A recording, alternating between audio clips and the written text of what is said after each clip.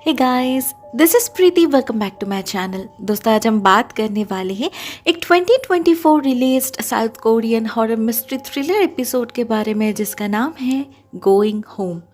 इस कहानी की शुरुआत होती है साउथ कोरिया के एक सुनसान इलाके से, जहां एक मोटेल में एक मिडिल एज्ड मैन रे अपने मिस्ट्रेस से मिलने आया था।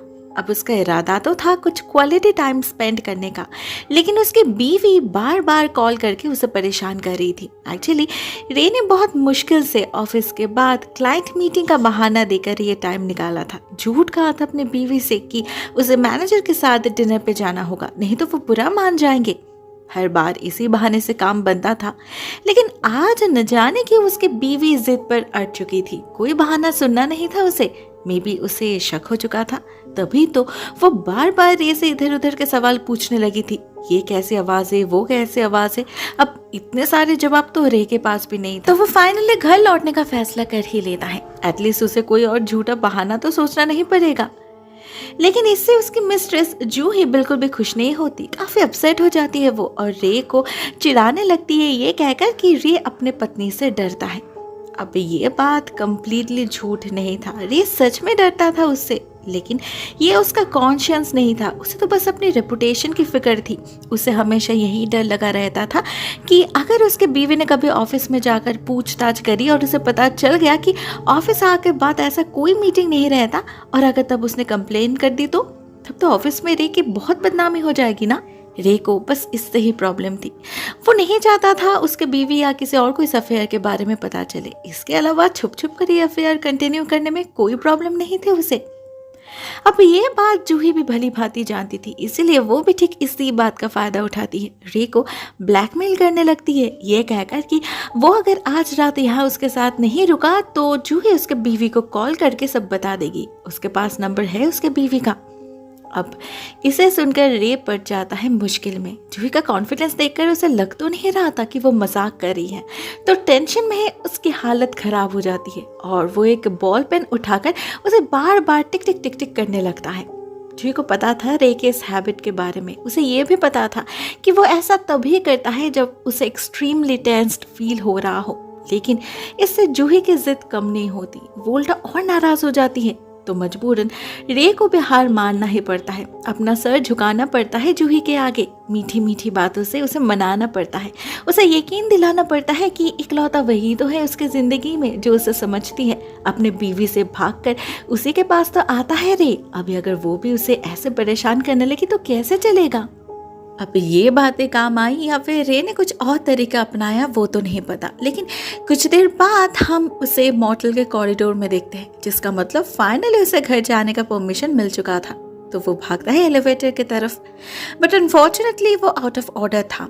तो रे को स्टेयरकेस पकड़ना पड़ता है और वहीं से गुजरते वक्त उसे ड्रॉप बॉक्स पे मिल जाता है। तो वो अपना की कार्ड भी सरेंडर कर देता है, लेकिन उसी दौरान एक हादसा हो जाता है उसके साथ। वो नोटिस नहीं करता ड्रॉप बॉक्स के अंदर एक और कार्ड भी पड़ा था जिसका एज बहुत ही शार्प था। तो उसी से रे की एक उंगली कट जाती है। बहुत दर्द होता है उसे, जिसके चलते वो शायद ये भी नोटिस नहीं करता कि ये कार्ड असल में एक टैरो कार्ड है, द फूल नाम से, वो भी इन रिवर्स, जो दर्शाता है कि रे एट प्रेजेंट बहुत ही हड़बड़ी में है, जिसके चलते वो कुछ गलत कदम उठा सकता है, चीज़ों को रॉन्गली जज कर सकता है। वो उसे थोड़ा ठहर जाना चाहिए, थोड़ा पेशेंटली काम लेना चाहिए। ये बेसिकली एक वार्निंग था, लेकिन ये सारी चीज़ें हर किसी को पता नहीं होता। जो इन चीज़ों में इंटरेस्ट रखते हैं सिर्फ वही जानते हैं। तो रे को भी पता नहीं था ये सब कुछ भी, जिससे वो अलर्ट भी नहीं होता और हड़बड़ी में ही एक टैक्सी पकड़ के घर के तरफ निकल पड़ता है। टैक्सी उसे जल्दी मिल चुकी थी। अब वो घर जा तो रहा था, लेकिन जाने का मन बिल्कुल भी नहीं था उसे। तो वो अपने बीवी को कॉल करके कहता है कि वो स्टेशन पर है, लेकिन उसे कोई टैक्सी नहीं मिल रहा। तो क्या वो आज रात किसी मोटेल में रुक कर कल घर नहीं जा सकता। मगर उसकी बीवी नहीं मानती, तो रे को भी अपनी जर्नी कंटिन्यू करना ही पड़ता है। तभी वो नोटिस करता है उसके फ़ोन में बिल्कुल भी चार्ज नहीं है। तो वो ड्राइवर से कहता है उसका फ़ोन चार्जिंग पे डालने के लिए, जिससे उस ड्राइवर को भी मौका मिल जाता है उससे बातचीत करने का। इतने देर से उसकी सारी बातें सुन रहा था वो ड्राइवर, जिससे उसे रे के कैरेक्टर के बारे में एक अच्छा खासा आइडिया मिल चुका था। तो मौका मिलते ही वो उसे टॉन्ट करने लगता है। कहता है, आप झूठ क्यों बोल रहे हो, वो स्टेशन तो कब का बंद हो चुका है। कहीं आपका कोई चक्कर तो नहीं चल रहा ना जिसके साथ आप रात भर रुकना चाहते हो। अब उस ड्राइवर को इतना डायरेक्टली इतना सही केस करते देख काफ़ी घबरा जाता है रे। कहता है नहीं, एक्चुअली कुछ दिन पहले उसे नौकरी से निकाल दिया गया है, जो वो अपने पत्नी से कह नहीं पाया, इसीलिए ज़्यादातर समय घर से बाहर रहना ही पसंद करता है वो। अब इस जवाब से वो ड्राइवर कन्विंस तो हो जाता है, लेकिन वो अपना बकबक बंद नहीं करता, अपने आप से ही बातें करने लगता है। वो कहता है पता नहीं बीवियों को अपने पति के प्रोफेशनल लाइफ में इतना इंटरेस्ट क्यों है, सब कुछ जानना होता है उन्हें। साथ में वो ये भी कहता है कि उसे भी मजबूरी में ही ये टैक्सी चलाना पड़ रहा है। पहले उसके जीने का तरीका बिल्कुल अलग था, बिल्कुल एडवेंचरस एंड रेकलेस। किसी की परवाह नहीं थी उसे, किसी से भी डरता नहीं था वो। बहुत पावरफुल लोगों से दोस्ती थी उसकी और उसका शौक था बिना किसी वजह के लोगों की पिटाई करना। वो ड्राइवर जब ये सब बातें कह रहा था तो इसी दौरान अचानक एक बाइक उनके गाड़ी के बिल्कुल सामने आ जाता है, जिससे इस ड्राइवर का बैलेंस बिगड़ जाता है। कोई एक्सीडेंट तो नहीं होता, लेकिन उसका गुस्सा जरूर दुगना हो जाता है और उसकी बातें और भी डार्क होने लगती है। वो कहता है कि अगर सिचुएशन पहले की तरह होता तो वो इस लड़के को अच्छा सबक सिखाता, उसे उल्टा लटका के पहले उसकी पिटाई करता, फिर उस पर यूरिनेट करता। अब ऐसी बातें सुनकर तो कोई भी डर जाएगा ना। रे की भी हालत खराब हो चुकी थी। ऊपर से ठीक इसी पॉइंट पे उसे उस ड्राइवर के नेक पर एक स्ट्रेंज टैटू भी नजर आता है, जो यही इशारा कर रहा था कि शायद ये आदमी किसी इलीगल काम से जुड़ा हुआ है। रे को उसका बॉडी लैंग्वेज बिल्कुल भी सही नहीं लगता। ऊपर से जब वो अपना फोन मांगता है उस पर भी मना कर देता है वो ड्राइवर, बहुत ही कैजुअली। मे बी इसलिए क्योंकि झटके में वो फोन दूर गिर गया होगा और उसे उठाने के लिए उसे स्टीयरिंग से अपना हाथ हटाना पड़ता। लेकिन वो 2 मिनट के लिए गाड़ी रोक भी तो सकता था ना। ऐसे में कोइंसिडेंटली एक बैग हाथ लगता है रे का, जिसके अंदर किसी का ड्राइवर लाइसेंस था जिस पर खून लगा था।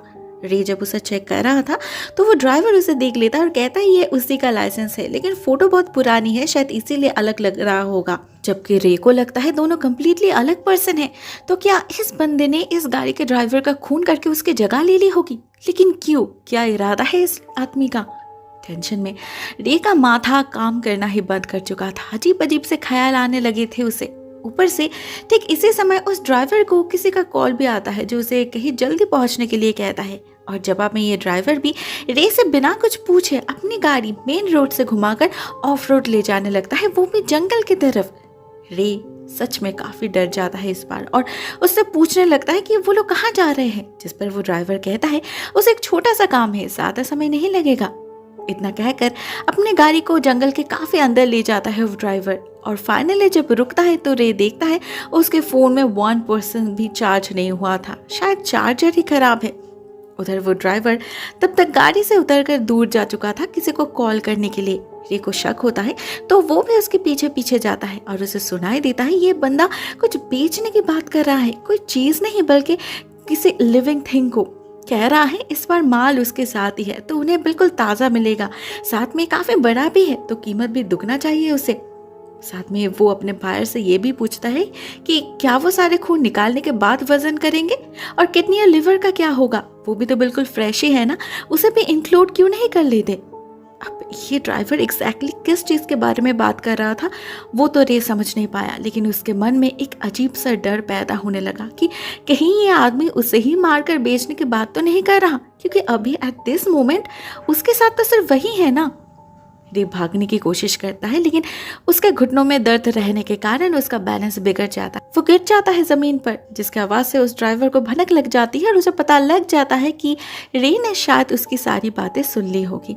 वो रे से पूछता भी है कि आप यहाँ पर क्या कर रहे हैं, जिसका कोई जवाब रे दे नहीं पाता। तो वो ड्राइवर भी फर्दर कोई क्वेरी नहीं करता, बस बाहर बहुत ठंड है ये बहाना देकर उसे गाड़ी के अंदर ले जाता है और दोनों एक ऑकवर्ड साइलेंस में बैठे रहते हैं।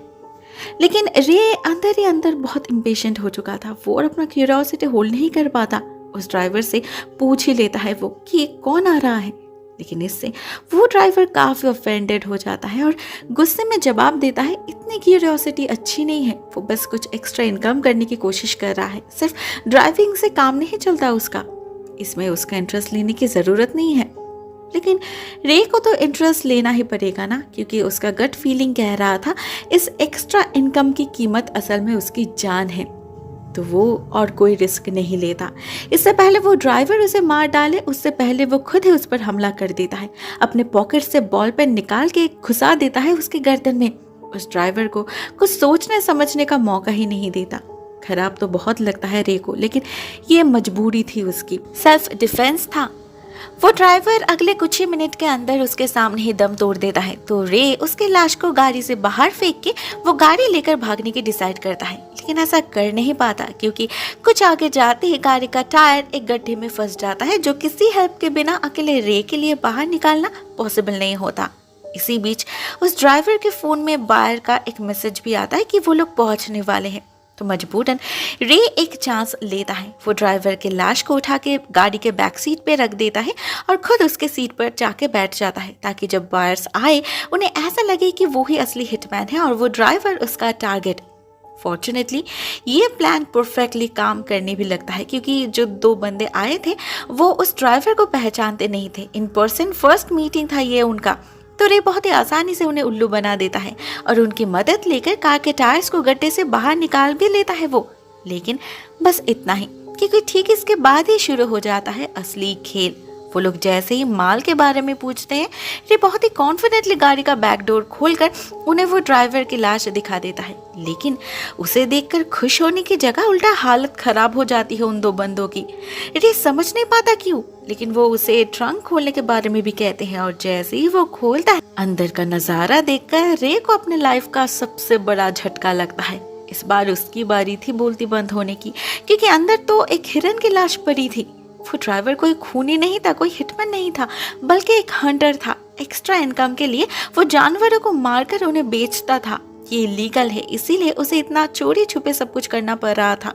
फोन पर इसी के बारे में तो बात कर रहा था वो, और रे ने सोचा कि वो कोई प्रोफेशनल किलर है जिसे शायद उसके गर्लफ्रेंड ने हायर किया है उसे मारने के लिए। फाइनली अपनी गलती समझ आ जाती है रे को, लेकिन ऑलरेडी बहुत लेट हो चुका था। अब तो उसे ये डर लगने लगा था कि वो इन लोगों से कैसे निपटे।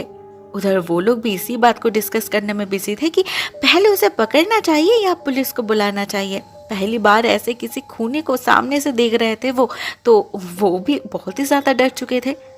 फाइनली वो दोनों डिसाइड करते हैं कि वो लोग पहले अपना माल गाड़ी में लोड करेंगे, फिर उसे हॉस्टेज बना के पुलिस को कॉल करेंगे। नहीं तो अगर पुलिस ने इस हिरन के लाश को यहाँ देख ली तो वो लोग भी फंस सकते हैं। तो वो रे से पहले बिल्कुल नॉर्मली बात करते हैं, उसके मदद से उस हिरन को अपने गाड़ी में लोड भी करते हैं और जैसे ही काम हो जाता है दोनों में से एक आदमी रे को पकड़ लेता है और दूसरा भागता है पुलिस को कॉल करने। मगर उसे वो मौका ही नहीं मिलता, क्योंकि रे इसी बीच उस पहले वाले आदमी को जख्मी करके भाग निकलता है वहां से, जिसके चीख से दूसरे वाले आदमी को भी चेक करने जाना पड़ता है। और जब दोनों मिलकर रे को अंधेरे जंगल में ढूंढने लगते हैं तो वो अचानक से उन पर हमला कर देता है। एक बैम्बू से मार मार के हड्डी पसले एक कर देता है उनकी।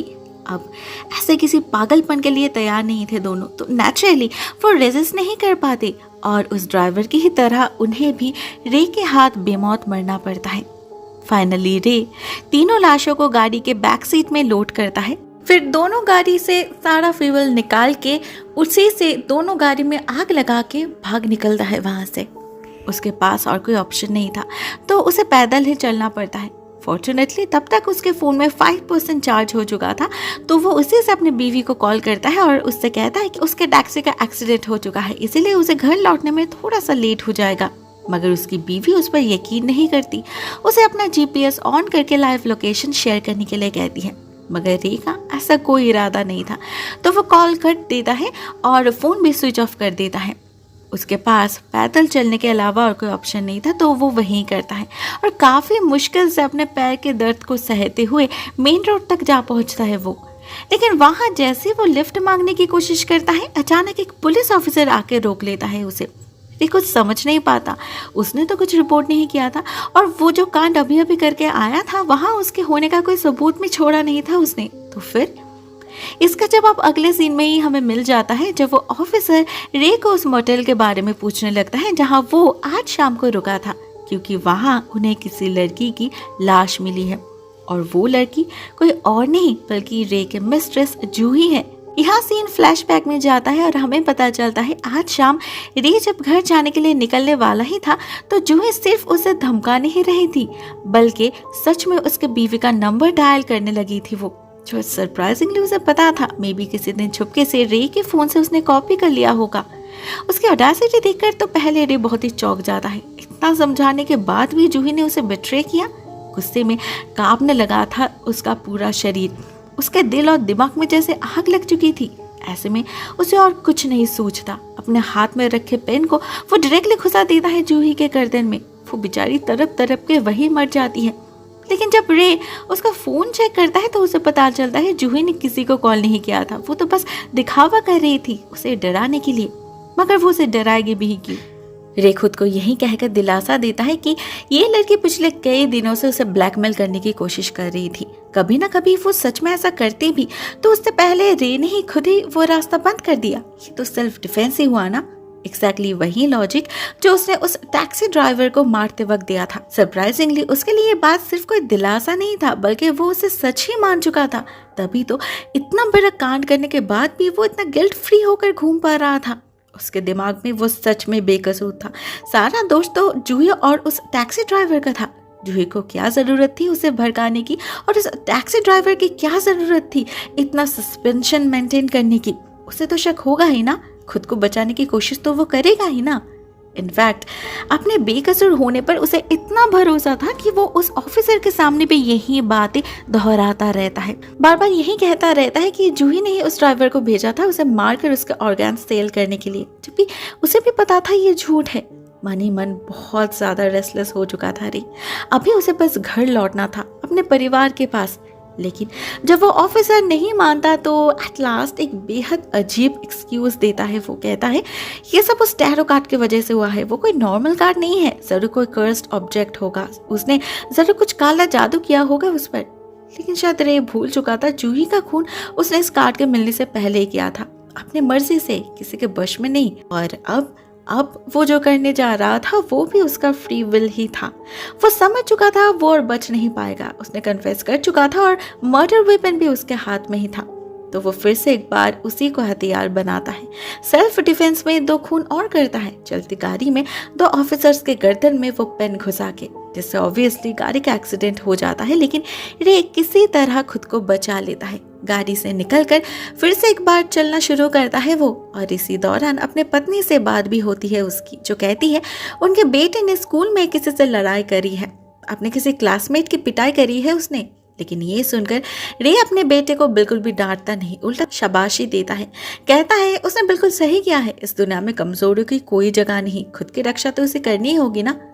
एक्चुअली रे उससे अपने थॉट्स ही शेयर कर रहा था, वो थॉट्स जो उसके मुताबिक जस्टिफाइड है, लेकिन सिर्फ उसके सही मान लेने से उसके गुनाह माफ तो नहीं हो जाएंगे ना। रे अपने बेटे को प्रॉमिस करता है कि वो कुछ ही देर में घर पहुंच रहा है। वो घर जिससे दूर रहने के लिए पता नहीं कितने झूठ बोला है उसने, मगर आज वहीं पहुंचने की तलब लगी हुई थी उसे। वहीं पहुंचने के लिए तो इतना कुछ किया उसने। मे बी बिकॉज सिर्फ घर ही एक ऐसी जगह है जहाँ वो सेफ महसूस करता है। लेकिन कब तक और किस किस को मारता फिरेगा वो? अपने डिसीजंस के रिजल्ट तो उसे भुगतना पड़ेगा ही ना, आज या फिर कल। The end. दोस्तों ये कहानी यहीं पर एंड हो जाती है। आई होप आज की कहानी आपको पसंद आई होगी। कमेंट सेक्शन में अपने थॉट्स शेयर जरूर करना। आज के लिए बस इतना ही दोस्तों। Thank you so much for watching this video. बहुत जल्द मिलते हैं किसी और नई वीडियो के साथ। तब तक के लिए टेक केयर, टाटा।